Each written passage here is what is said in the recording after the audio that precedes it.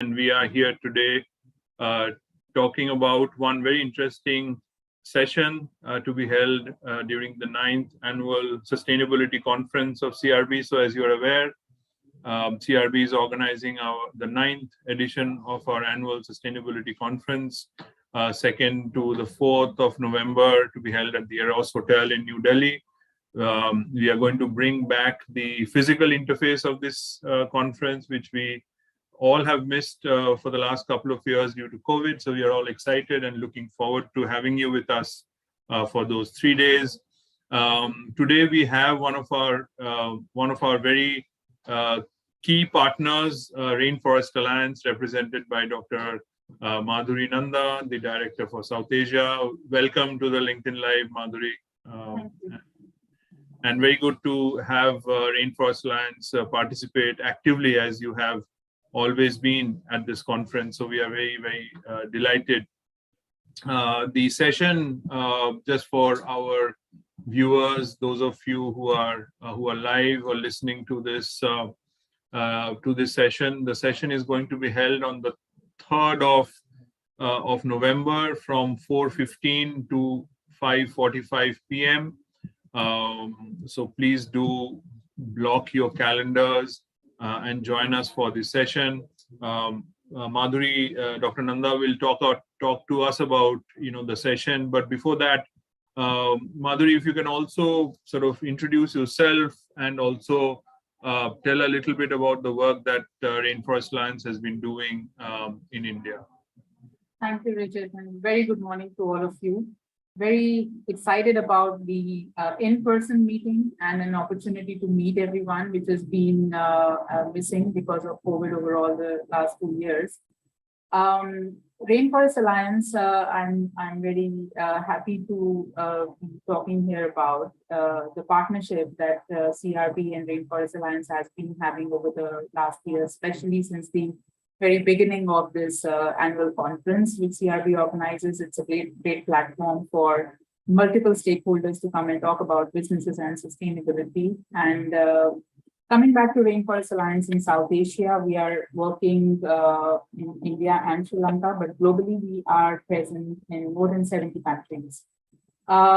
Most of you might be aware of Rainforest Alliance as a certification standard that we have. Our certification program has been creating a footprint in India and Sri Lanka over more than decades, working in tea, coffee, spices, and we work across the entire supply chain. So we work with the producers as well as with the supply chain actors, which is where the businesses and their sustainable, responsible sourcing becomes really important and key element for us.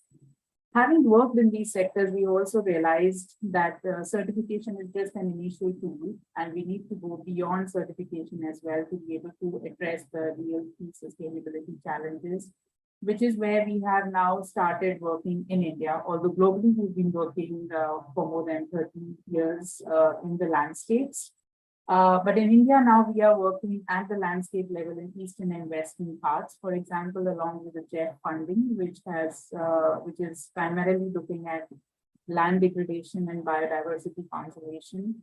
So we work with the communities to see how we can strengthen them to be able to address the various pressing climate change impacts, which is adversely affecting whether it is the increased pest infestations, loss of crop productivity, and how we can actually help them get more resilient towards addressing these changes. So as we have this landscape level project, we do realize that it's important to create a larger impact, to be able to have interventions which can be scaled up. And for that, we do think that landscape level interventions are going to be the way forward.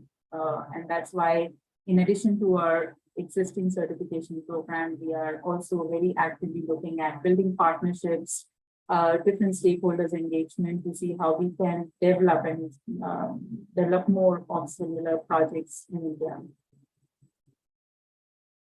Great, thanks for that, Madhuri. And of course, I think for lovers of tea and coffee, I think Rainforest Alliance, the easiest thing is to flip over the box of tea or coffee and see if there is the frog, which symbolizes the Rainforest Alliance certification. So, but you have, okay, there you go.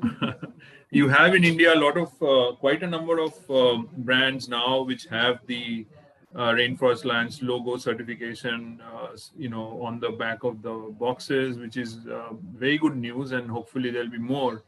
And the reason this is also important because is of the consumer interface. That we've spoken about it, and we will probably talk about it even more later on in the next over the next few years. That consumers are willing to make an informed choice to buy sustainable products, but the supply of sustainable products and reliably sustainable products is not there in the market. So the intent and action gap is fairly big as far as sustainable consumption is concerned in India.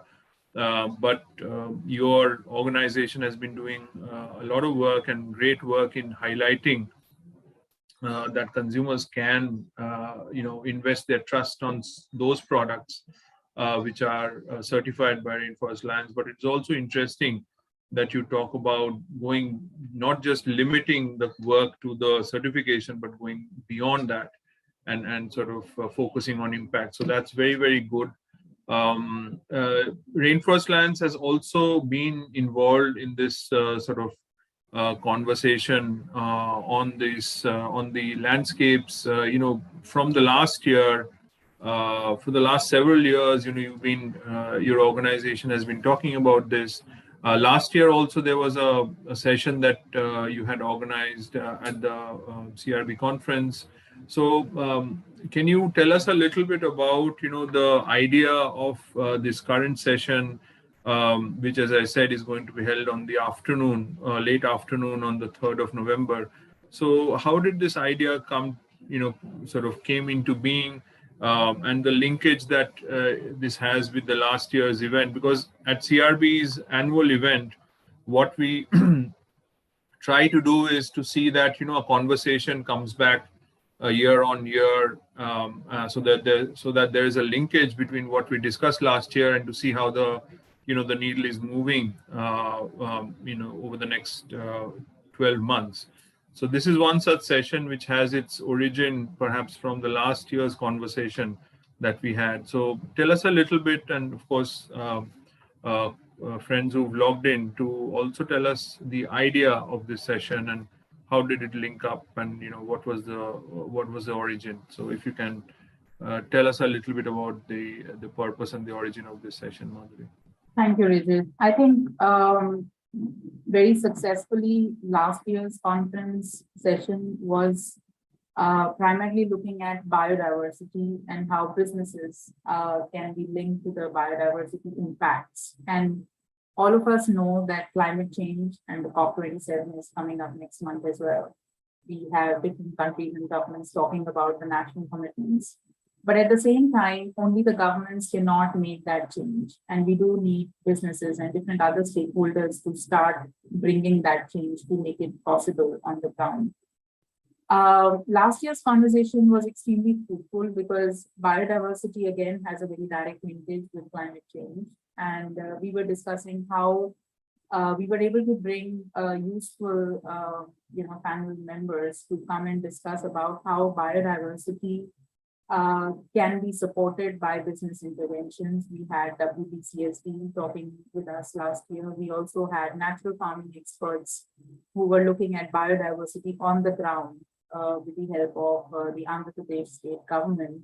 So while we were discussing more about businesses and biodiversity last year, and it had led us to continue with that momentum this year, we are now trying to build on the access to finance, because it did emerge and very well from the last year's session, but also from our global experience working in the landscapes, that the most difficult challenge in implementing a landscape level intervention is how do you build in access to finance? Now, what is the role of different financial institutions? How can you attract them or motivate them or mobilize these financial institutions towards sustainable landscape financing and management? And that's the agenda for this year's conference, where we are trying to bring in key financial institutions, including, for example, NABARD and others. And to be honest, I do see that there is a very little conversation or little exposure that these financial institutions have on what exactly does a landscape uh, intervention or landscape financing means. It does not really mean only about FPOs and financing these FPO, farmer producer organizations or committees, but it also involves certain off-farm areas, the common land area, and how we can restore those degraded lands, which may not be which may not have ownership of any individuals, but at the same time, it affects or impacts the entire ecosystem and how these particular farms could be impacted, or the resources which are utilized from these broader ecosystem. So I think the landscape level interventions can only be implemented if all the different stakeholders come on board, but at the same time, financial institutions and their role is very, very pivotal, which is currently slightly missing from the entire debate. So in order to bring more exposure and highlight on these institutions, we are trying to bring in these key partners together into this session to discuss and debate a little bit more on how we can scale up these initiatives and make these projects more successful. Great. Thanks a lot for that lowdown. And really, it is, as you have rightly said, it's like it's an evolution of sorts, where the last year, the conversation was directly with businesses to see how and what they're doing and what they could do to sort of, integrate biodiversity conservation more as part of their own sort of business strategy, whether it is in terms of procurement or whether it is in terms of, how they operate in particular landscapes. And this year, what we are doing is essentially we are looking at an important ecosystem actor, the financial institution. Businesses cannot do this by themselves in India. It's pretty evident that they need support, and the financial sector is one of those important stakeholders. And at the conference, I'm also happy to share with you, Madhuri, and our friends, that this year there is a fair bit of interest and focus on the financial sector in different sessions. You will see there is a focus on identifying and engaging the financial institution, and also to try and motivate them, because globally also there is a fair bit of interest on supporting, especially among the investors, to supporting programs and projects which can show impact on the ground as far as certain sustainable development goals and sustainability indicators are concerned. So financiers and banks are looking for such opportunities to invest, and India can really be a hotspot in terms of such projects. So you've really picked up the right issue for this conversation. Linking it back a little to the work that is happening at the level of the government. The Ministry of Finance is in the process of developing a report on sustainable finance, which we've also been part of. And also to share, we are hoping at some time during this year that the report would come out, and that would really help in terms of the financial institutions and the financial sector on one hand, and the project actors and the project developers on the other hand, to connect. So we really hope that that report comes out, and in that report, the way it has been structured, biodiversity conservation has been given a lot of prominence. So you're on the right track. You're thinking, and RA is thinking of working on landscapes and sort of linking it with the wider sort of financial sector is spot on. So congratulations on that. a lot of, as you also said, a lot of financial institutions haven't really started engaging, though it might be part of their strategy, their institutional policy. So the government also needs to play a very active role. And I understand from the Ministry of Finance that there is this biofin program, which has been also initiated. Lots of things are happening. I guess you should use this as an opportunity, and not just this event, but also, this whole issue. There's a great opportunity to sort of highlight that, we can bring those, act as a bridge, bring the project proponents on the ground together to link up with the financial institutions and the banks and the actors in that direction. So do you have some thoughts on how do you take this forward? Of course, the session will happen, the conversations will happen.